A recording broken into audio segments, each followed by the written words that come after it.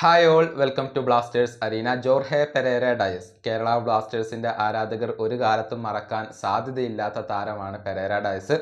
നമുക്കറിയാം, കരോലിസ് സ്കിൻകിസിൻ്റെ കണ്ടെത്തലായിരുന്നു ഡയസ്. അദ്ദേഹമായിരുന്നു കേരള ബ്ലാസ്റ്റേഴ്സിലേക്ക് ഈ അർജന്റീൻ സ്ട്രൈക്കറെ കൊണ്ടുവന്നിരുന്നത്. 2021-22 സീസണിൽ മാത്രമാണ് ഡയസ് കേരള ബ്ലാസ്റ്റേഴ്സിന് വേണ്ടി കളിച്ചത്. മികച്ച പ്രകടനം അദ്ദേഹം നടത്തിയിരുന്നു. അന്ന് ISL 8 ഗോളുകളും ഒരു അസിസ്റ്റും സ്വന്തമാക്കാൻ അദ്ദേഹത്തിന് കഴിഞ്ഞിരുന്നു. പക്ഷേ അദ്ദേഹത്തിനെ നിലനിർത്താൻ കേരള ബ്ലാസ്റ്റേഴ്സിൻ്റെ മാനേജ്മെൻറ്റിന് സാധിച്ചിരുന്നില്ല. തുടർന്ന് മുംബൈ സിറ്റി FC അദ്ദേഹം പോയി. അവിടെ ഗംഭീര പ്രകടനമാണ് ഡയസ് പിന്നീട് നടത്തിയിട്ടുള്ളത്. ആദ്യത്തെ സീസണിൽ 11 ഗോളുകളും പിന്നീട് നടന്ന സീസണിൽ 10 ഗോളുകളും മുംബൈ സിറ്റിക്ക് വേണ്ടി അദ്ദേഹം സ്വന്തമാക്കി. നിലവിൽ ബംഗളൂരു FC വേണ്ടിയാണ് അദ്ദേഹം കളിച്ചുകൊണ്ടിരിക്കുന്നത്. എന്നാൽ കേരള ബ്ലാസ്റ്റേഴ്സിനെതിരെ എപ്പോഴും തിളങ്ങാൻ അദ്ദേഹത്തിന് സാധിക്കാറുണ്ട്. 5 ഗോളുകൾ അദ്ദേഹം കേരള ബ്ലാസ്റ്റേഴ്സിനെതിരെ ഇതുവരെ നേടിയിട്ടുണ്ട് എന്നുള്ളതാണ്. മാത്രമല്ല, ആ ഗോൾ നേടിയതിനു ശേഷം അദ്ദേഹം നടത്തുന്ന സെലിബ്രേഷൻ പലപ്പോഴും ആരാധകരെ ഒരൽപ്പം പ്രകോപിപ്പിക്കുന്ന കാര്യമാണ്. വളരെയധികം ഭ്രാന്തമായിക്കൊണ്ടാണ് അദ്ദേഹം ഓരോ ഗോൾ സെലിബ്രേഷനും നടത്തുക. കേരള ബ്ലാസ്റ്റേഴ്സിനോട് യാതൊരുവിധ ബഹുമാനവും കാണിക്കാതെ അദ്ദേഹം ഈ ഒരു സെലിബ്രേഷൻ നടത്തുന്നു എന്ന് പലരും ആരോപിക്കുന്നുണ്ട്.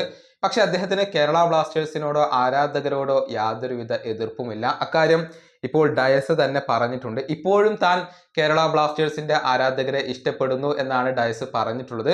ഒരു ആരാധകൻ അദ്ദേഹത്തിൽ നിന്നും ഒരു ഓട്ടോഗ്രാഫ് വാങ്ങിയിരുന്നു. ആ സമയത്ത് അദ്ദേഹത്തോട് ചോദിച്ചപ്പോഴാണ് അദ്ദേഹം ഇക്കാര്യത്തെക്കുറിച്ച് സംസാരിച്ചിട്ടുള്ളത്.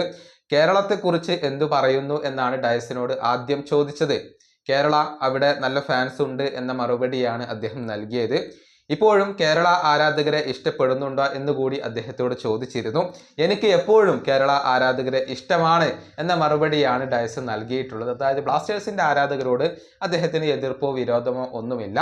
അദ്ദേഹം ഇപ്പോഴും അവരെ ഇഷ്ടപ്പെടുന്നു എന്നാണ് ഇതിൽ നിന്നും വളരെ വ്യക്തമാകുന്നത്. ഡയസിനോട് എന്തൊക്കെ എതിർപ്പും വിരോധവും ഉണ്ടെങ്കിലും അദ്ദേഹം ഒരു മികച്ച സ്ട്രൈക്കറാണ് എന്ന കാര്യം നമുക്ക് ഒരിക്കലും വിസ്മരിക്കാൻ കഴിയില്ല എന്നുള്ളതാണ്. അദ്ദേഹത്തെ കൈവിട്ടത് മാനേജ്മെന്റ് കാണിച്ച ഏറ്റവും വലിയ അബദ്ധങ്ങളിൽ ഒന്നായിരുന്നു.